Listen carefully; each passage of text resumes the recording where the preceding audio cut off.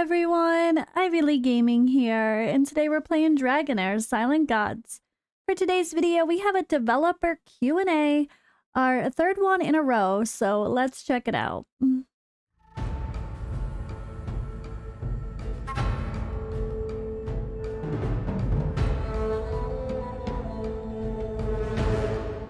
So it's really nice to see them doing this more regular little FAQ Q&A type thing. Sometimes it reveals some great stuff to come, although sometimes it leaves us wondering. Like, the last one said the epic 99-cent chest is coming back in our next event, but it didn't, so I don't know, guys. Anyway, but we'll see what we have here. Dear travelers, lately we introduced our second collaboration event with Dungeons & Dragons, which brings a lot more in-game content and benefits.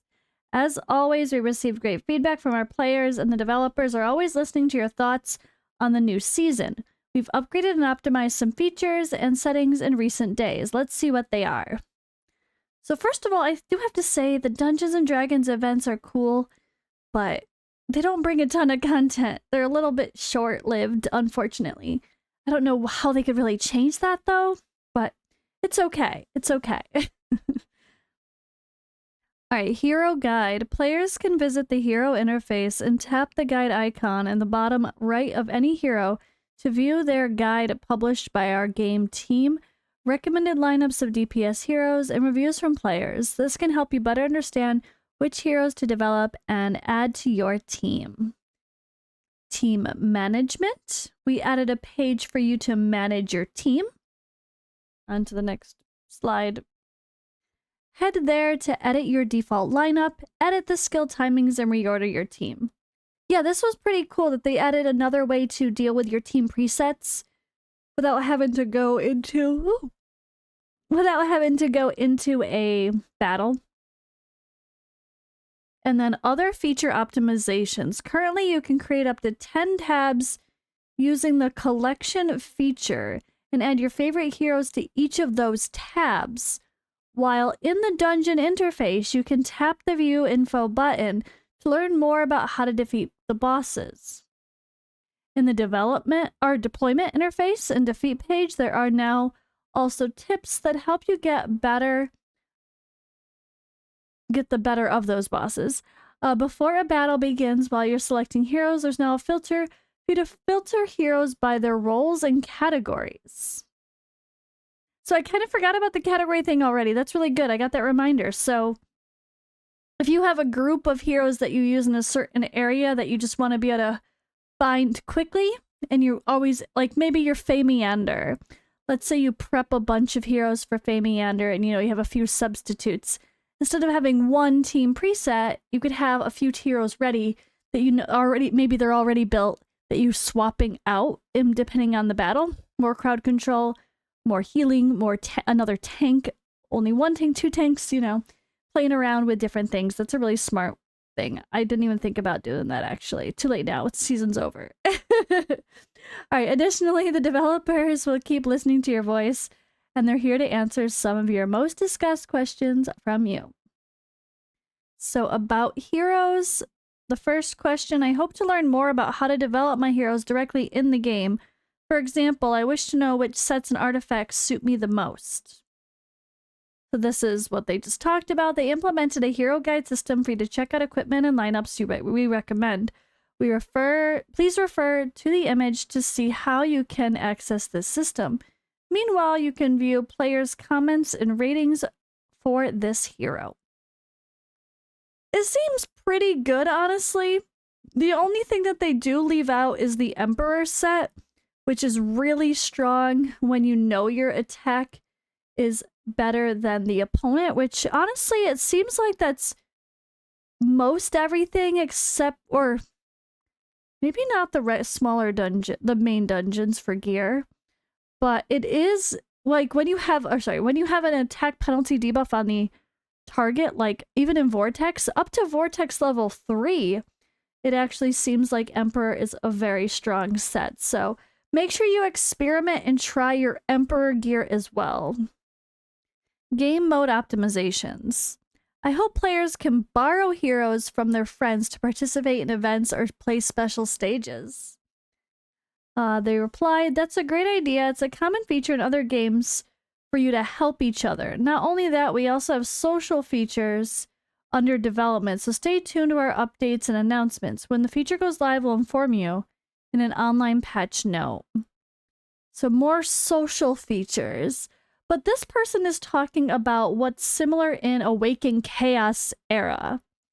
At least when borrow heroes from friends and add them to your lineup. That reminds me of Awaken Chaos era. How many times were we borrowing those Gangalos when we didn't have one ourselves or whatever? It was a pretty fun feature, actually. You could do...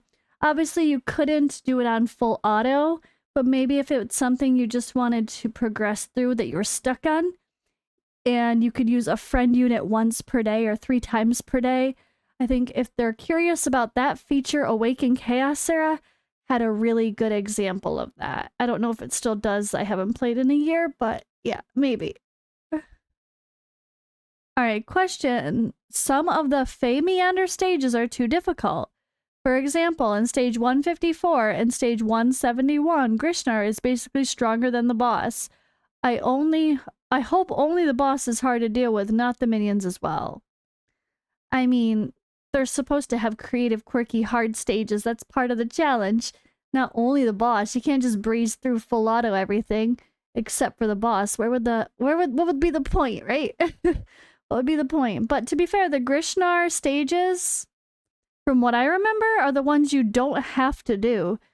You can skip to the next stage, which I have a couple Fey Meander videos coming out soon, that the next couple days, that you guys will be able to see me doing some fun stuff and beating some really hard stages. But you can skip. You can, as long as it shows next level, you can just move on and not collect every chest or not collect or not battle every fight, not do every battle. Either way, you don't have to do every single battle. I think the Grishnar ones are ones you actually can skip. I could be wrong, but I know like some of the Berenger ones and the Grishnar ones you can. So let's see the reply. The higher floors of Fey Meander are designed to challenge hardcore players to come up with better strategies, so it's normal that casual players will find them difficult. We received feedback saying Fey Meander game is not fun enough, and we're currently working on this problem. We'll come back with more updates about this game mode, so please bear with us while you wait. So they're going to do some updates to Fey. I mean, I wouldn't say Fey's not fun. It's a good challenge. And the idea of the map is clever and all, but I think it comes down to being more tedious and annoying to have to go through the weird map phase than it is, like, engaging. But I get that they want something like physically walking around the world, because it's supposed to be more open world style, so there is that. But I don't know, I think it's a pretty good challenge. I had fun pushing it. Once, as long as you stay caught up. You just don't want to let it get too far behind, then it takes forever. But at least they have the fast speed, a feature of like the 10 times speed, so you can blast through a lot easier.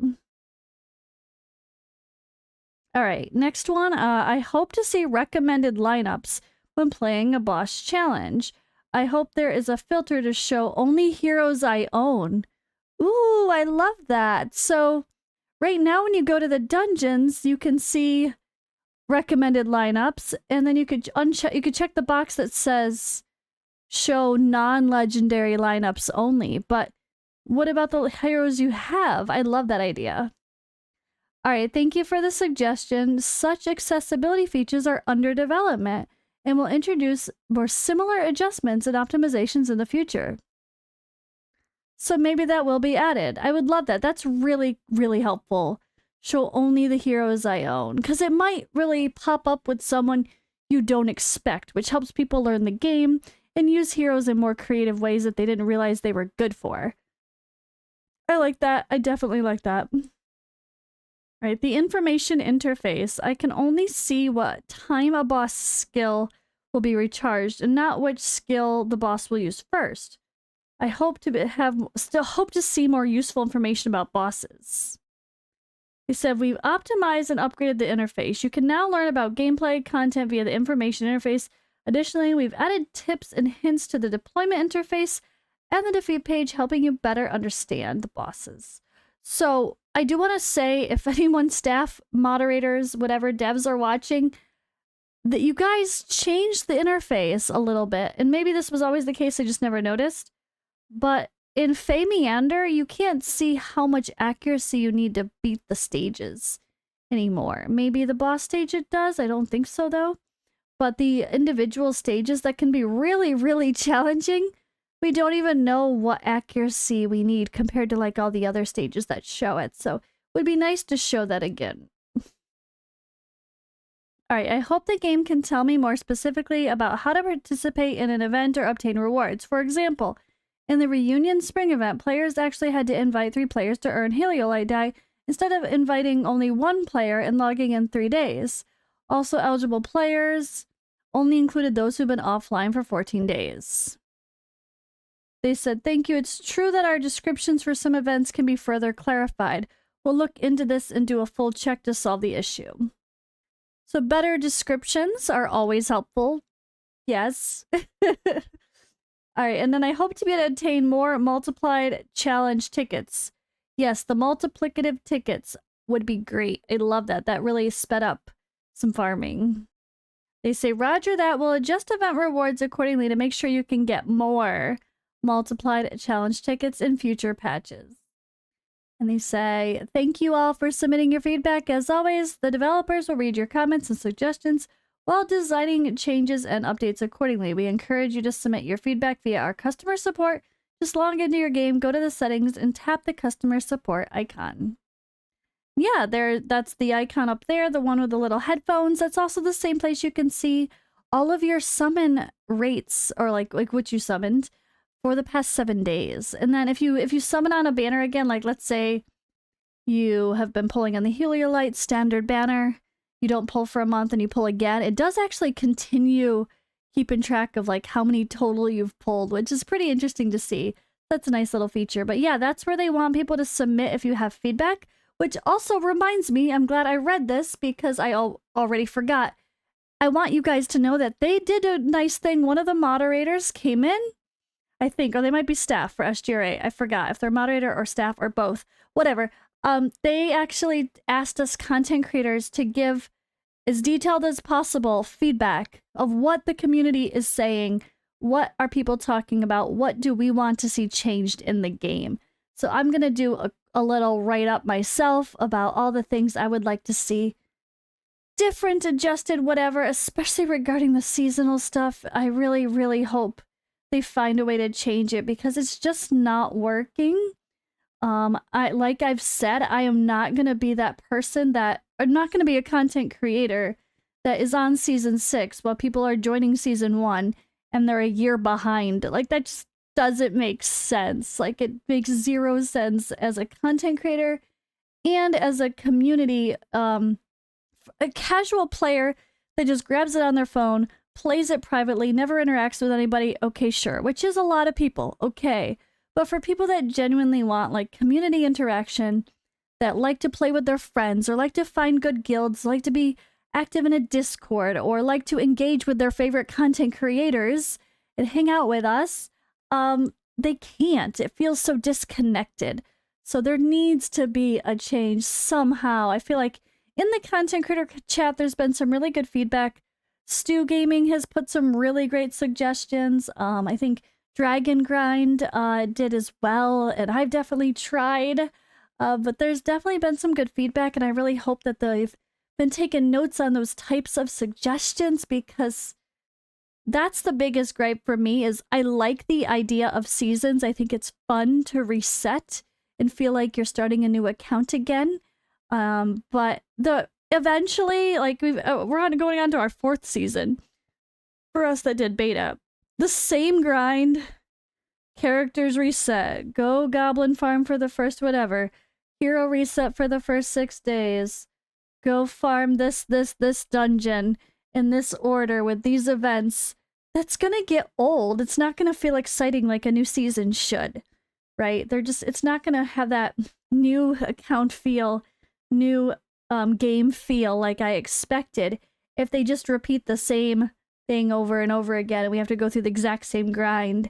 And they just swap out for different bosses or a different free hero or a different collab event. Like, that's really, really boring, unfortunately. And it's already starting to feel monotonous. Although I so far I've looked forward to playing with different heroes at the beginning of each season, but it's gonna come to a point where you just, like, we already know who we're gonna use in the coming seasons due to certain synergies. You're just gonna build the same teams to fight the same bosses, and even if there's some adjustments, it needs to feel different. It needs to feel exciting, and it also needs to unify people. We all need to be starting season 4 together, starting season 3 together. Let's all be playing the new content and have separate rankings based on how active or how old our accounts are.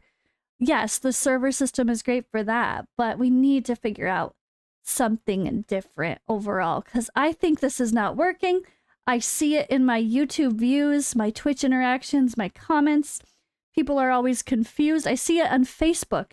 People go on Facebook and they're like, if my stuff gets reset again, I'm not playing this game. And they don't understand the point of seasons. I see it, people not understanding of like, oh, we're starting season 3. Will I be able to play that?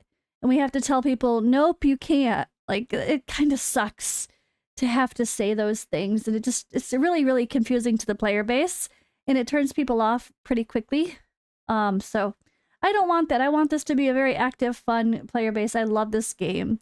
And I'm sure you guys do too if you're watching this video. But yeah, there's my little state of the game comments. And hope you guys are enjoying it as well.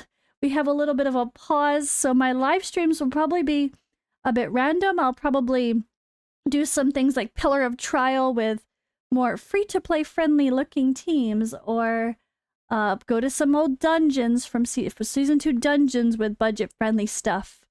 And I'll try to kind of, I don't know, do some test server stuff if I need to that I can't do on my account. So at least I have the test server as a backup there to play around with if we need to. But yeah, that's all for today's video, guys. Thank you for watching, and I'll see you in the next one or live on Twitch.